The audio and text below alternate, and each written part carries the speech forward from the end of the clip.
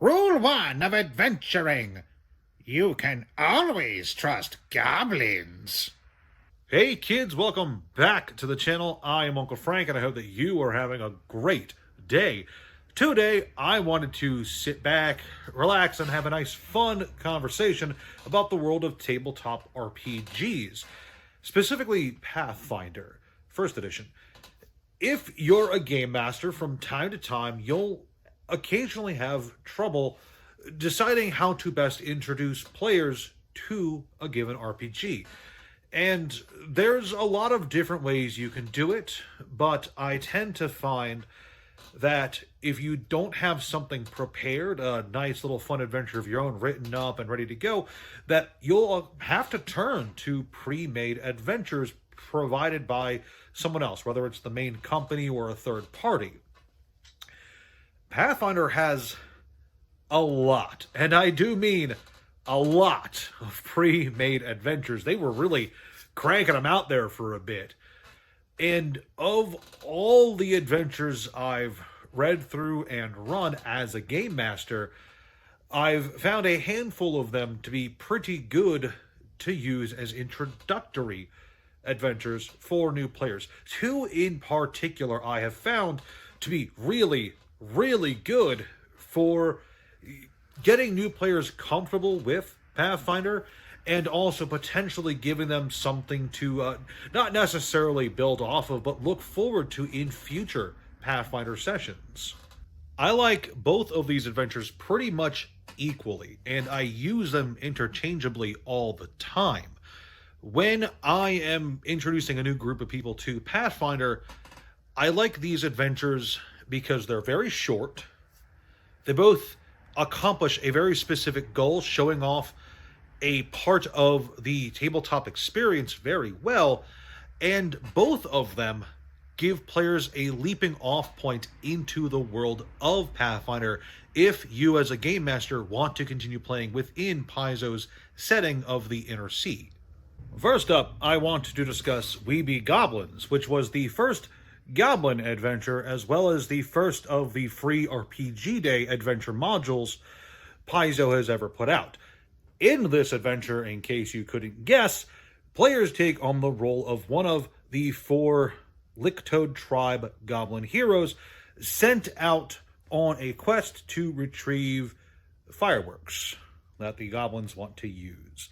This is a fun little adventure. Players take on the role of either Greta, Chuffy, Poog, or Mogmerch, and they are given a lot of freedom to explore the world of this little swamp at their leisure. And you as a game master have a lot of incentive to let them be as chaotic as they can, because there's a lot of ways the players can tackle this adventure, both at the very start and during the final few encounters.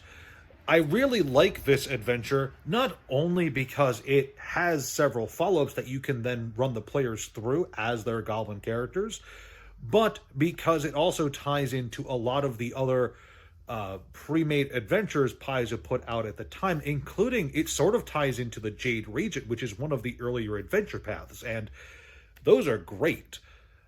I also really like this adventure because of how chaotic, again, the players are kind of encouraged to be. Each of the goblin heroes are kind of violent little gremlins that have wonderful pre-made inventories full of all kinds of zany objects, and creative players can use their character sheets to pull off some really fun stunts. I don't want to give any spoilers to the adventure itself, but I will say that every single time I've run this adventure, and I have run it a lot, it's had a completely different playthrough.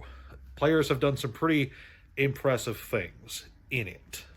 One final thing that I want to note before moving on is that this adventure makes no attempt to hide the fact that you are evil. This is a pre-made adventure where the players are evil characters doing chaotic evil things. The goblins of Pathfinder are absolutely wonderful little chaotic monster gremlins, and every single adventure that features them in a prominent role, it tends to make them out to be basically little spastic gremlins. And playing as them gives your players the opportunity to enjoy the full chaotic murder hobo experience, as it were.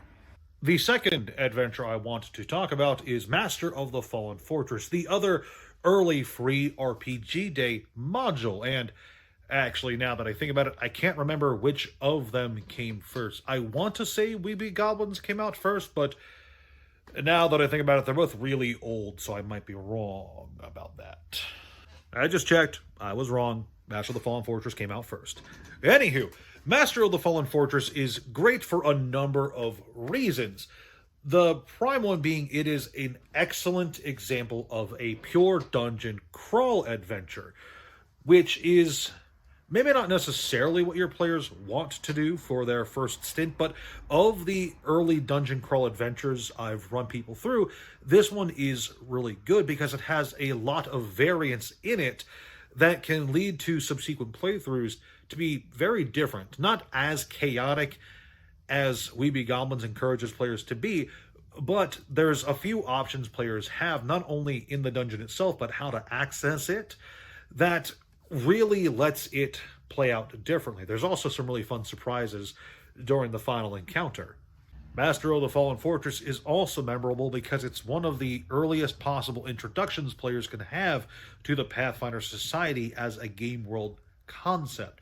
Not necessarily the Pathfinder Society multiplayer thing that Paizo has going on, but the in-universe Pathfinder Society. This can be a great jumping off point if you want to push the players down the path of the Pathfinder Society adventures that Paizo had put out. There are a lot of them, and this Master of the Fallen Fortress is a excellent way to get them into that storyline, the tangle of storylines, because there's a lot going on with Pathfinder Society in terms of the world lore. Now, unlike Weeby Goblins, Master of the Fallen Fortress does not force your players to use pre-generated characters.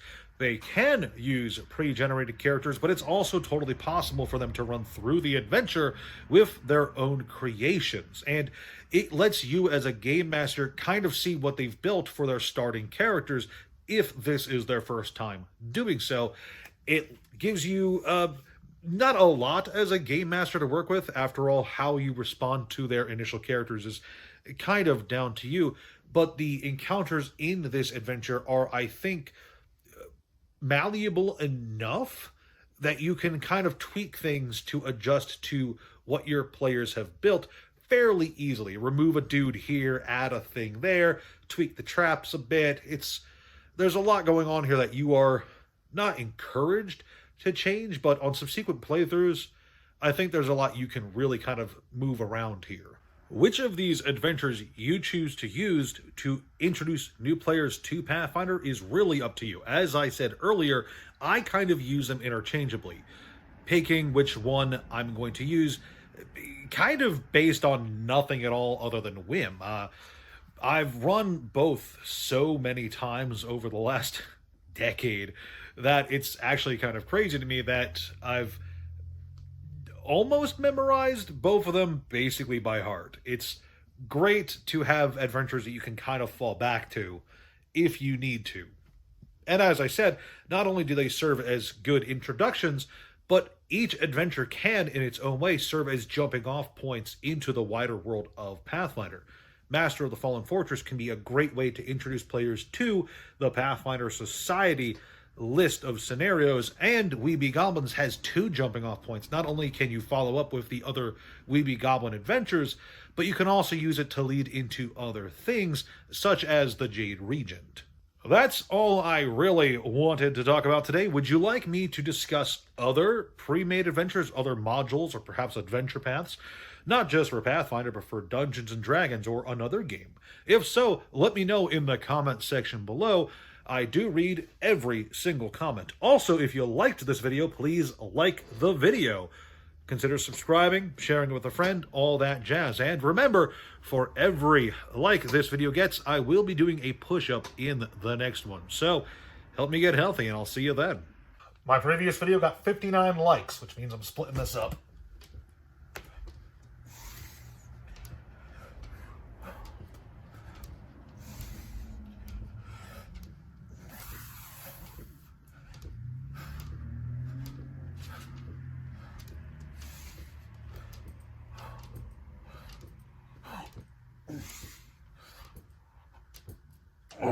It's 25.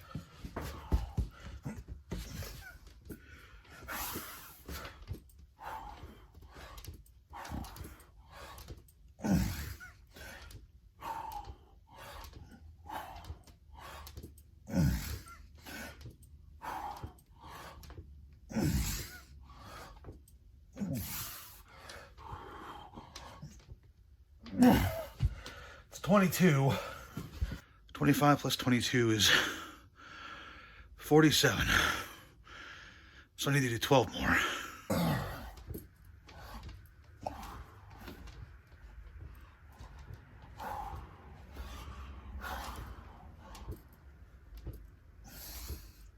Yeah.